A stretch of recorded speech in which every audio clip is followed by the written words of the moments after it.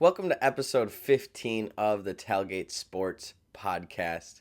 This is actually episode 15. I said episode 15 last episode, but it was not. I forgot I was on vacation. Things got messed up.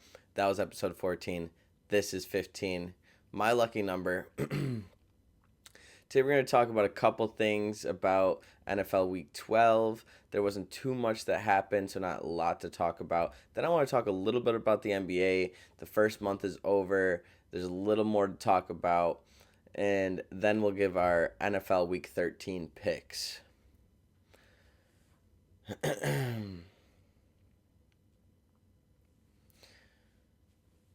The Texans lost to the Titans, and I know people had the Titans as a frisky team, but they were having a terrible year. And then Will Levis, took some time off, came back, and he's actually been looking decent. They have a decent defense. But the way the Texans are hyped up and the people talk about the Texans, there is no way they should lose to a team like this. And the Texans just really have not impressed me much this season. The wins they have are close. All their wins are dog fights, no matter who the opponent is.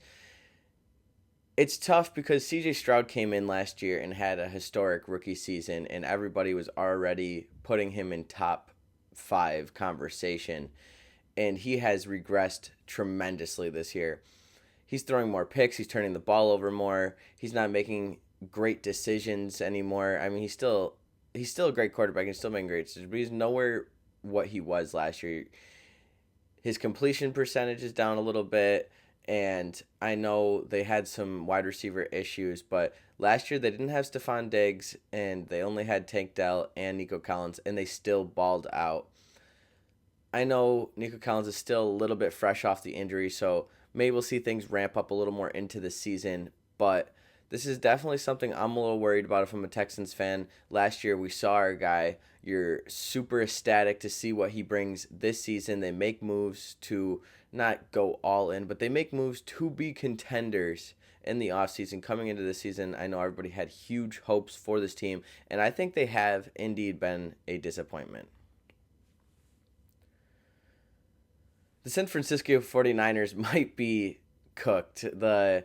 They keep losing. I think they have a negative record now, and they are definitely last in their division. I know they're still only a game out, which is incredible that whole division is having a little bit of a tough year. Very close race. But the 49ers have been dealing with a lot of injuries. I think in their last game they had 10 starters injured. That's tough. Brock Purdy, though, on the other hand, has still been playing at a level he was last year, and people were saying, oh, it's the weapons. Oh, this team is just stacked. Oh, it's the system. And now everything else is crumbling around him, and he is still putting up phenomenal numbers, still playing at an elite level. He has earned himself a big contract, which is going to cause more problems next season. What really is the issue for the 49ers? And I've been thinking about it, and I just really can't pinpoint one. I know it's the injuries for sure. They really don't have a sense of self right now because of the injuries. It's hard to really get clicking and find your rhythm when guys are constantly in and out of the lineup. Brandon Ayuk going down was big, even though he wasn't, being as productive as he was last season. It still is big. He opened up a lot of the field. George Kittle has still been great. Brock Purdy has still been great, but the defense has taken a step back. What needs to happen there? The defensive calling has not been great. They have the pieces. What needs to help? I want Robert Saleh to be the defensive coordinator for the 49ers next season. He is already, familiar with the organization. He could come in and really shape things around. That is one big piece to this 49ers team that I think is lacking. We know what this defense can do. We know the pieces that this defense has, and they're just not performing. I could see eventually things getting into the groove when everybody gets healthy. This team has to shape it around. I could just be delusional, but I just can't see the 49ers being this bad throughout the whole entire season. The Eagles, on the other hand, looking like they might be the best team in the NFC. I know the Lions are right there with them, but they've won the 7 of their last games. Jalen Hurts has 11 rushing touchdowns for the season. His passing game has gotten so much better, turning the ball over so much less. They're playing winning football right now, and I know everybody wants to hate on Nick Sirianni, hate on the Eagles, hate on Jalen Hurts, and I'm not even a big fan of them, but what they have been doing for the last 7 games, they had a lot of criticism in the beginning of the season, and people are mad with how Nick Sirianni was acting. He turned things around a bit. He's been kind of low key. The team has just been winning, and this team has had a big turnaround. People were talking about them as jokes, and now they're talking about them as contenders. The defense has been playing really well, which was a big worry coming into the season. The Eagles are definitely a big threat in the NFC right now. I know the Lions are still right there with them. They are super well-rounded, but those two teams going together, I'm not sure who I'd pick right now. These two teams are both really good. We're going to head over into some NBA talk now. The 76ers are having a really tough start to the season. They are 3-13 right now. I think they're the second last in the conference right now. And people are saying blow it up. I'm saying maybe take a step back on that. They have been super injured. What would moving on from this team really be? You can't move on from Embiid. He has a huge contract, and he really is part of the city. I think he fits the vibe there really well. Philadelphia fans are very hard, and Embiid is a hard guy. He could, stick with the fan base. He's a phenomenal player, MVP. I don't think that they could get rid of Embiid right now. I don't think they will get rid of Embiid. And they've been dealing with a bunch of injuries. The 76ers, yes, they're 3-13, but when your team can't really find a rhythm and click when everybody is in and out of the lineup like that, it is tough to have a winning team. I think once everybody gets healthy, they could start picking up some wins, clean up their record a little bit, and we will be talking about this team later in the season coming to the playoffs. The 76ers, the defense is good. The offense is very inconsistent. McCain has been doing really well. Maxey, I know he's been having a slump. He is not looking like himself from last year, but I do expect once everybody is in the lineup, things to, start to look like themselves again, and I think they will start getting some wins. They have too much talent, and the coaching is good in my opinion. Once everybody's healthy, it's hard to pick up wins when your team is hobbled.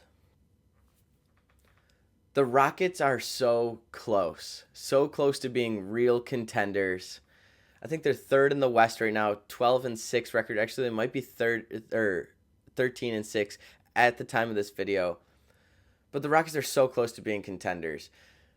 After bringing in Ime, the team got a lot better at defense, and it's a very young squad. They were all they were good ballers already, but the defense got so much better when Ime came in. Now the offense is starting to look more consistent, and now they're starting to look like a more well-rounded, complete team. Ime has really shaped them around in the drafting. They have hit on pretty much every draft pick they have had. Everybody this year really kind of becoming more consistent scorers. Amon Thompson, Jalen Green, Sengun. The team has gotten so much better this year, and it's starting to really click. Jalen Green, he could be a more consistent scorer for being the number one scorer on the team. I think that's my one issue with this team. But I think they're like maybe one piece away from being real contenders. I know they're at the top of the conference right now, but I don't see them sustaining it.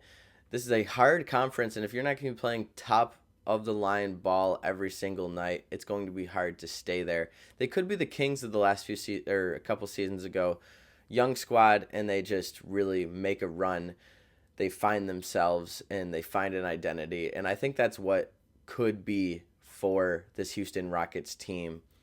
I've been saying for years now, a couple more years, and we will be figured out. Now we got the young guys. We have the young guys, bring in a couple more veterans. I think, bringing in Dylan Brooks was great for the defensive end. Same with Fred VanVleet. And it was great, but I think they need that one guy who's going to consistently give you over 20 points per game. And I think that's the one thing they're missing. I think they could get that in the free agency. I'm not ready to give up on Jalen Green, but I think that's the one kind of player on the team that kind of holds them back a little bit. The one piece that could be moved because everybody else just works so well together and the kind of basketball they play together.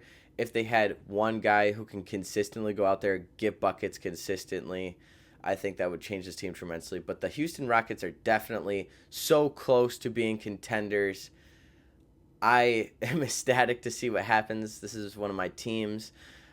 I love the young squad. I think they could kind of be like an OKC. They really took their time drafting. Now they got their guys. They're running the West right now, kind of. They're up in the standings. I'm curious to see what happens for the rest of the season. And then, like I said, I'm really hoping into the offseason they pick up that real number one, or Jalen Green somehow, some way establishes himself as that guy. Because then I think this team is complete. That's really all the NBA talk I have for today. We're going to get right on over into our picks.